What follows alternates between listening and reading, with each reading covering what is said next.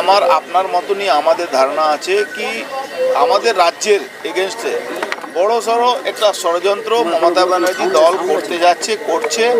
তার জন্যে আগে থেকে আমরা আমাদের যে ইনপুট আছে সেই ইনপুটের উপরে কাজ করছি।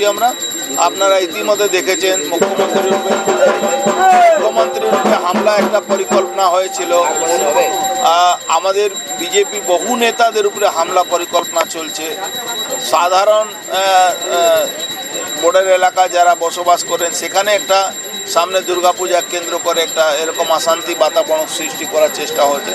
এই খারিজি মাদ্রাসা তার সঙ্গে আশেপাশে যারা সাঙ্গপাঙ্গ আছেন তৃণমূলের মদতপুষ্ট যারা জেহাদি সংগঠনগুলো আছে তারা কিন্তু চেষ্টা করছে। আমরাও সজাগ আছি, আমাদের স্বরাষ্ট্র দপ্তরও সজাগ আছে। মাননীয় মুখ্যমন্ত্রী, মাননীয় স্বরাষ্ট্রমন্ত্রী যিনি পশ্চিমবাংলাকে দায়িত্ব আছেন, আবার দিল্লির যিনি দায়িত্ব আছেন, সারা দেশের দায়িত্ব আছেন, তিনিও এটা নিয়ে খুব স্পষ্ট বার্তা দিয়ে দিয়েছেন।